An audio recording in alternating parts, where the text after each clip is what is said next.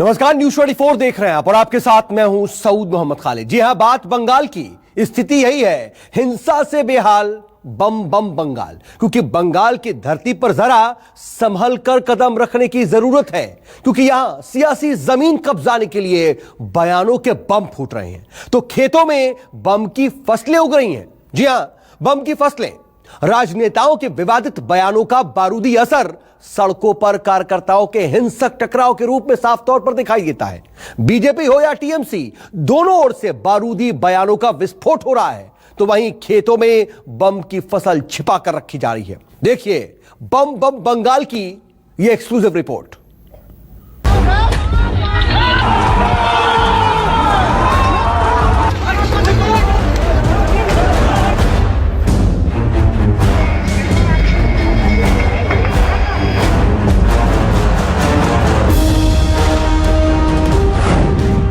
जनहित के मुद्दे कम, इसीलिए बरसने लगे बम।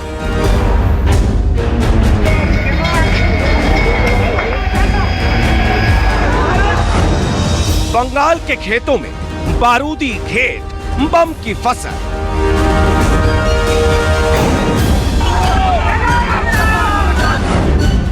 ममता के घर में घमासान, हिंसक गुटबाजी रोकना नहीं आसान।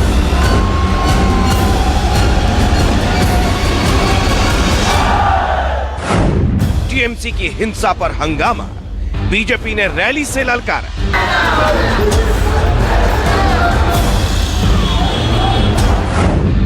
वैक्सीन के नाम पर सियासत, टीएमसी बीजेपी में महाभारत।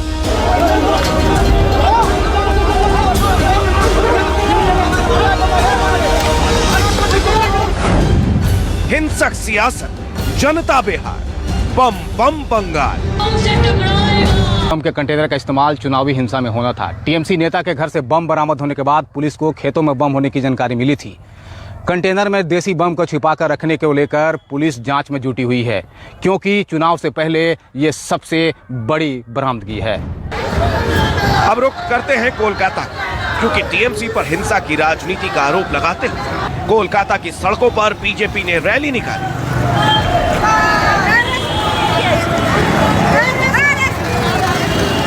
बैरकपुर से बीजेपी सांसद अर्जुन सिंह के नेतृत्व में श्याम बाजार से राजा बाजार तक पैदल मार्च निकाला गया। बीजेपी ने बंगाल में ममता सरकार पर अन्याय करने और हिंसा के दम पर जनता को डराने का आरोप लगाते हुए रैली निकाली।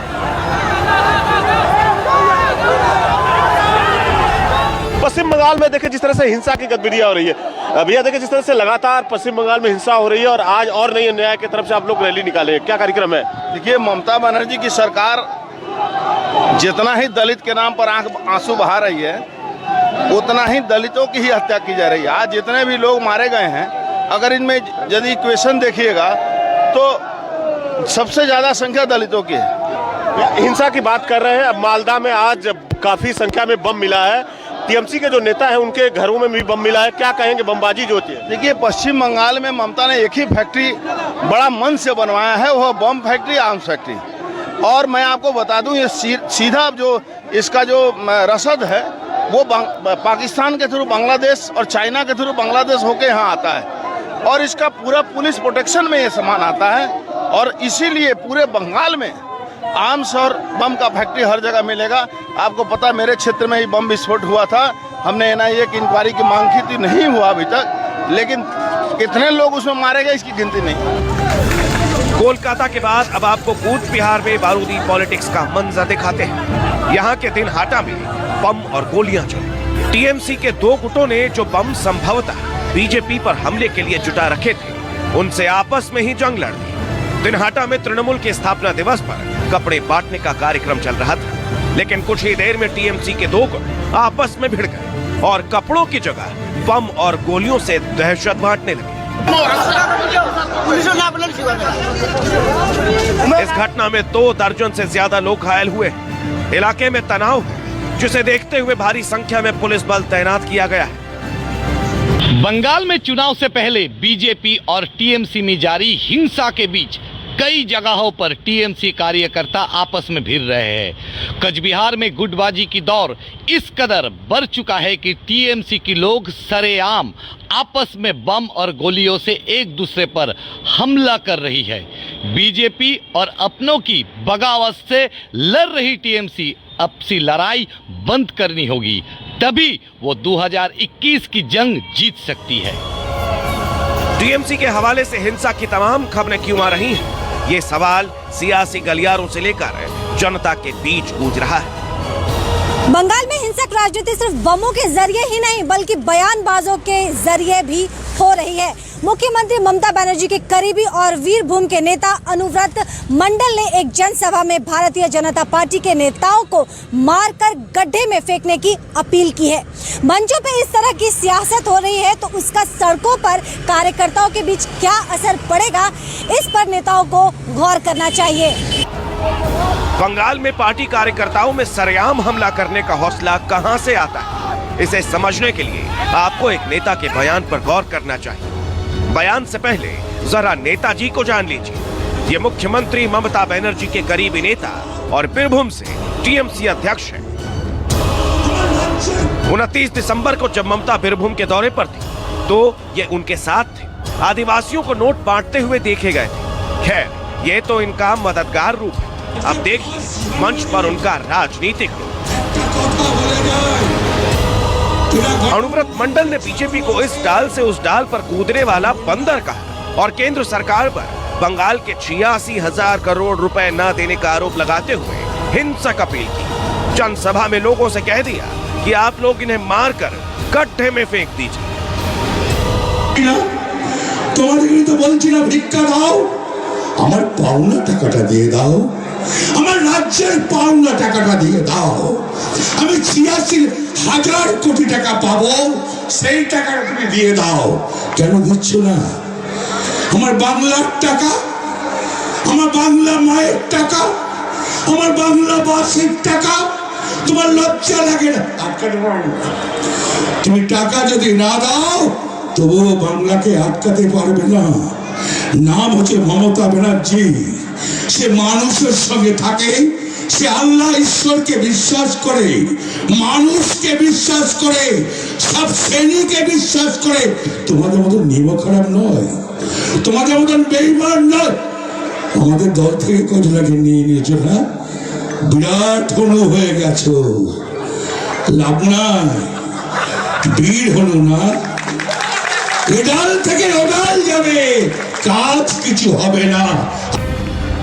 अनुव्रत मंडल को इस जनसभा के दौरान 2 किलो चांदी का मुकुट पहनाया गया, जिस पर बंगाल बीजेपी के अध्यक्ष दिलीप घोष ने चुटकी ली। बोले, अधूरी तमन्ना इसी तरह से पूरी करो, सत्ता का राज मुकुट मिलने वाला नहीं। टीएमसी और बीजेपी को यह ख्याल रखना होगा कि हिंसा की सियासत से ना तो राज्य का भला होगा, ना ही जनता का, बल्कि इससे राजनीतिक तौर पर नुकसान ही होगा। इसीलिए जनता की बेहतरी की खातिर हिंसक टकराव वाली सियासत छोड़कर सिर्फ जनहित की सियासत पर ध्यान देना चाहिए।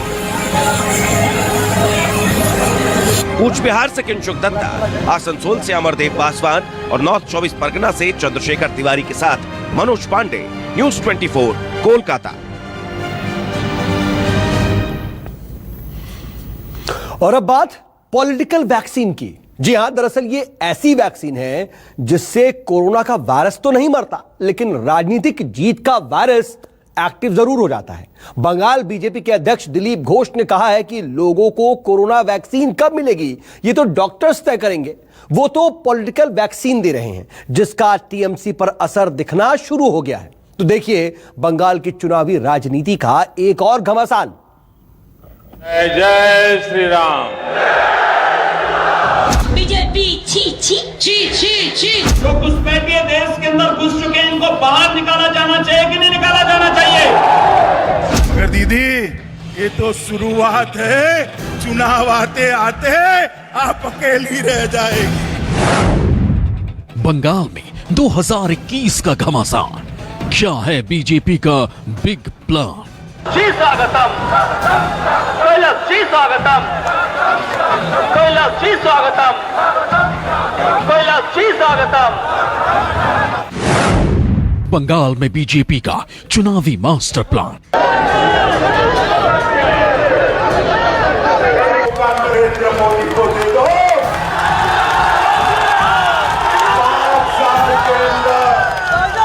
5 साल के अंदर हम सोनार बांग्ला बनाकर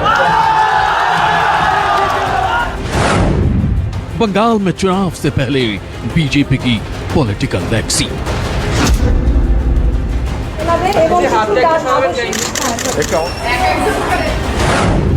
तो 2021 के लिए ममता की बड़ी तैयारी, भतीजे अभिषेक की तूफानी पारी।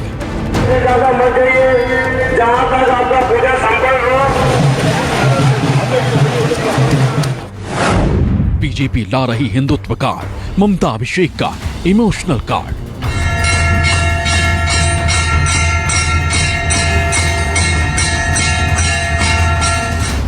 इस वक्त देश में सियासी गलियारों से लेकर जनता की गलियों तक कोरोना वैक्सीन की बात हो रही है। वैक्सीन को लेकर बहस हो रही है। किसे मिलेगी, कैसे मिलेगी, कब तक मिलेगी और कितने में मिलेगी? इस तरह के तमाम सवालों के बीच जनता कोरोना वायरस से लड़ रही है। लेकिन बंगाल में कोरोना से ज्यादा राजनीति का चुनावी वायरस फैला हुआ है, इसलिए वैक्सीन को भी राजनीति के नजरिए से देखा जा रहा है। देश में कोरोना वैक्सीन के ऊपर सियासी टकराव शुरू हो गया है। इस बीच बंगाल बीजेपी के अध्यक्ष दिलीप घोष ने मीडिया से कह दिया कि वो पॉलिटिकल वैक्सीन देते हैं, जिसका असर भी तृणमूल के ऊपर दिखने लगा है। तृणमूल ने बीजेपी के ऊपर वैक्सीन पर सियासत करने का आरोप लगाया है। उत्तर 24 परगना के न्यू टाउन इलाके में मॉर्निंग वॉक करके दिलीप घोष खुद को फिट रखने की कोशिश करते दिखे। इस दौरान जब मीडिया ने वैक्सीन को लेकर उनसे सवाल पूछा तो उन्होंने कहा कि वो डॉक्टर नहीं है, लेकिन हाँ पॉलिटिकल वैक्सीन जरूर देते हैं। আমি ডাক্তার নেই ভাই, ভ্যাকসিন বুঝি না, ভ্যাকসিন কি করে দেয় বুঝি না, আর আমি পলিটিক্যাল ভ্যাকসিন দিই। সেই জন্য আমরা আশা করব ভ্যাকসিন যারা কিছু লোক ভ্যাকসিন নিয়েছিলেন তার যে ক্রিয়া প্রতিক্রিয়া হয়েছে সেটা নিশ্চয়ই অ্যানালাইসিস হচ্ছে, আর তারপরে ব্যাপক হারে ভ্যাকসিন হবে। কত পার্সেন্ট রিকভারি, কত পার্সেন্ট প্রোটেকশন সেটা তো ডাক্তারবাবুরা বলতে পারবে, নিশ্চয়ই তাদের কাছে রিপোর্ট আছে। তো আমরা আশা করব খুব তাড়াতাড়ি হোক ভ্যাকসিনের দেওয়াটা, যাতে লোকের মনের মধ্যে একটা আত্মবিশ্বাস ফিরে আসে। সবাই ভয়ে একটু হতাশার মধ্যে আছেন, তো এটা হলে এই ভয় অনেকে বাড়ি থেকে বেরোচ্ছেন না এখনো, তো ভ্যাকসিন যদি চালু হয়ে যায় আমার মনে হয় সাধারণ জীবনে আমরা ফিরতে পারবো। दरअसल दिलीप घोष का निशाना तो टीएमसी पर था। वो कहना चाहते हैं कि बीजेपी जिस तरह से प्रचार प्रसार कर रही है उससे टीएमसी में घबराहट बढ़ गई है। इसे वो पॉलिटिकल वैक्सीन बता रहे हैं, लेकिन बात यहाँ संवेदनशील सियासत की है, इसलिए नेताओं को ऐसे बयानों से बचना चाहिए। वोट और वैक्सीन को एक पैमाने पर नहीं रखा जा सकता। बीजेपी के जुबान पर पॉलिटिकल वैक्सीन के राजनीतिक मायने समझने के लिए 5 तस्वीरों पर गौर कीजिए। 10 दिसंबर को बीजेपी अध्यक्ष नड्डा ने डायमंड हार्बर यानी ममता के भतीजे अभिषेक के संसदीय क्षेत्र का दौरा किया था। अब वो 9 जनवरी को बीरभूम के दौरे पर आ सकते हैं। वहीं 12 जनवरी को यूपी के सीएम योगी आदित्यनाथ झारग्राम का दौरा कर सकते हैं। और खबर है कि गृह मंत्री शाह 30 जनवरी को नॉर्थ 24 परगना का दौरा कर सकते हैं। इससे पहले वो 20 दिसंबर को बीरभूम में रोड शो कर चुके हैं। बीजेपी नेताओं के ये दौरे टीएमसी के घर में प्लान किए गए हैं। इन दौरों के पीछे एक खास मकसद है। पश्चिम बंगाल 2021 के विधानसभा चुनावी जंग जीतने के लिए बीजेपी ने जनवरी के दूसरे सप्ताह में बड़े पैमाने के साइलेंस मैसेज वाला हिंदुत्व कार्ड लॉन्च करेगी। गृह मंत्री अमित शाह, पार्टी के अध्यक्ष जेपी नड्डा के अलावा यूपी के मुख्यमंत्री योगी आदित्यनाथ राजनीतिक दौरे की एक बड़ी राजनीतिक तैयारियों के रूप में देखा जा रहा है। पूरे जनवरी में बीजेपी नेताओं के बम्पर दौरों का सीधा सा मतलब ये है कि पार्टी अब पूरी तरह चुनावी मोड में आ चुकी है। बड़े नेताओं के दौरे से राजनीतिक माहौल अपने पक्ष में करने की तैयारी। इसमें सबसे खास होगा गृह मंत्री शाह का दौरा। नॉर्थ 24 परगना में वो ठाकुर नगर में मतुआ संघ की सभा को संबोधित कर सकते हैं। मतुआ समुदाय को लेकर बीजेपी को काफी उम्मीदें, क्योंकि नागरिकता कानून से मतुआ के लोगों को बहुत आशाएं हैं। मैं आज इस मंच से भारतीय जनता पार्टी की नीति स्पष्ट करने आया हूं। बंगाल की जनता को सच्चाई बताने आया हूं। ममता दी कह रही है कि एनआरसी आते ही लाखों लाखों हिंदू शरणार्थी है, उनको बंगाल, पश्चिम बंगाल छोड़कर जाना पड़ेगा। मित्रों, इससे बड़ा कोई झूठ नहीं हो सकता, इससे बड़ी कोई झूठी बात नहीं। दरअसल खबर है कि जनवरी में शाह के दौरे के वक्त नागरिकता कानून को लेकर बड़ा ऐलान हो सकता है। हालांकि टीएमसी और कांग्रेस ने इसका विरोध करने की भी पूरी तैयारी की है। कांग्रेस इसे बीजेपी के टकराव की सियासत करार दे रही है। यह हिंसा निरंतर बढ़ते जा रही है। एक ऐसा भयभीत माहौल हो गया है पूरे पश्चिम बंगाल में। हर जगह एक सर्कस कंपनी जो चल रही है, वो सर्कस कंपनी कल जो तृणमूल में थे वही आज भाजपा में आए हैं। बीजेपी के बड़े नेताओं के जवाब में एक और ममता बनर्जी ने मोर्चा संभाल रखा है, तो दूसरी ओर उनके भतीजे अभिषेक बनर्जी ने भी 4 जनवरी से 5 दिन का उत्तर बंगाल दौरा प्लान किया है। 2 हफ्ते पहले ही ममता बनर्जी उत्तर बंगाल का दौरा कर चुकी हैं। दरअसल उत्तर बंगाल में टीएमसी अपना खोया हुआ जनाधार वापस पाना चाहती है, इसलिए ममता के बाद फौरन उनके भतीजे उत्तर बंगाल की 54 सीटों पर अपनी जीत सुनिश्चित करना चाहते हैं। जबकि बीजेपी ने 2019 में मिला ऐतिहासिक जनाधार बचाने के लिए पूरी ताकत झोंक दी।